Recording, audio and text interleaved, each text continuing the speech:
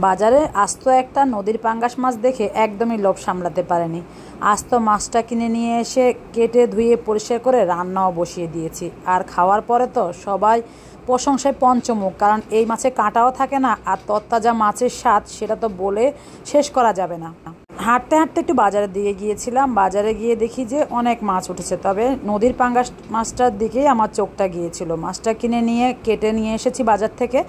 মাছটা অনেক বড় সাইজের ছিল, অনেকগুলো পিস দেখেই বুঝতে পারছেন, প্রায় 3 কেজি সাইজের একটা মাছ। তো মাছটা আমি ভালো করে পরিষ্কার করে নিয়েছি।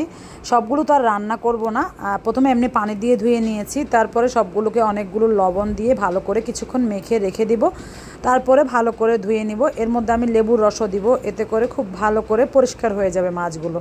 তো যেগুলো আমি রান্না করব না সেগুলো আমি রেখে দিয়েছি লবণ দিয়ে ধুয়ে, আর যেগুলো আমি রান্না করব সেগুলো লেবু দিয়ে ধুয়ে নিচ্ছি, কারণ যখন যেটা রান্না করব তখন সেটা সেভাবে ধুয়ে পরিষ্কার করে নেব।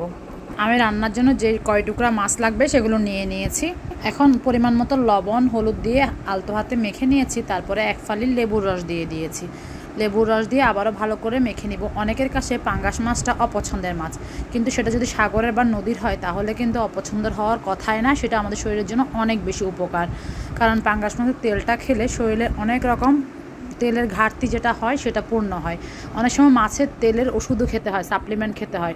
সেটা না খেয়ে যদি আপনি সমুদ্রের মাছ খান তাহলে কিন্তু সেই সাপ্লিমেন্ট আপনাকে নেওয়া লাগবে না। মাছটা মেখে একপাশে রেখে আমি টমেটো, পেঁয়াজ আর কাঁচামরিচ নিয়ে নিয়েছি ব্লেন্ডার জাগে।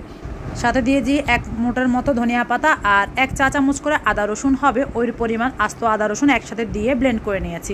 কারণ আমি ফ্রিজের কোনো মশলাই ব্যবহার করব না, আজকে আমি যেহেতু ফ্রেশ মাছটা রান্না করছি তাই ফ্রেশ সব মশলা দিয়ে রান্নাটা করব। এখন একটা হাঁড়িতে তেল গরম করে নিয়েছি, সরিষার তেল, তারপর দিয়েছি 1 চা চামচ আস্ত জিরা, তারপর অল্প একটু পেঁয়াজ কুচি দিয়েছি। পেঁয়াজটা আমি অনেকগুলো ব্লেন্ডারে ব্লেন্ড করে নিয়েছি, জাস্ট তেলে ফোড়নের জন্য। পেঁয়াজ আর জিরাটা একসাথে দিয়ে একটু হালকা করে ভেজে তারপরে যে বাটা মশলাটা দিয়ে দিয়েছি। মশলাটা যখন ভাজা ভাজা হয়ে গিয়েছে, কাঁচা ভাবটা একদম চলে গিয়েছে, সেই পর্যায়ে আমি হলুদের গুঁড়া, মরিচের গুঁড়া আর জিরা ধনিয়ার গুঁড়াটাও দিয়ে দিয়েছি। দিয়ে এখন খুব ভালো করে আমি মশলাটা কষিয়ে নেব। সবশেষে আমি খুব সামান্য একটু কালো গোলমরিচের গুঁড়াও দিয়ে নিয়েছি। সমুদ্রের মাছ, এসব মাছে যদি গোলমরিচের ফ্লেভারটা দেওয়া হয় খেতে অনেক ভালো লাগে।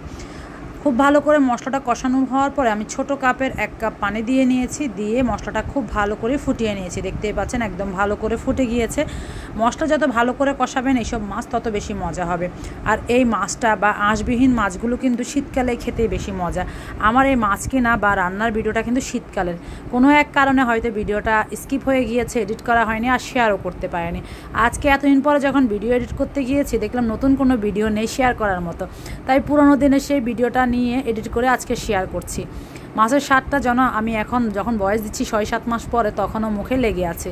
মাছগুলো মশলা কষানোর পরে দিয়ে ভালো করে ঢাকনা দিয়ে ঢেকে রেখেছি। এরপরে একটা একটা মাছ উল্টে দিয়ে আবারও ঢাকনা দিয়ে ঢেকে রেখেছি।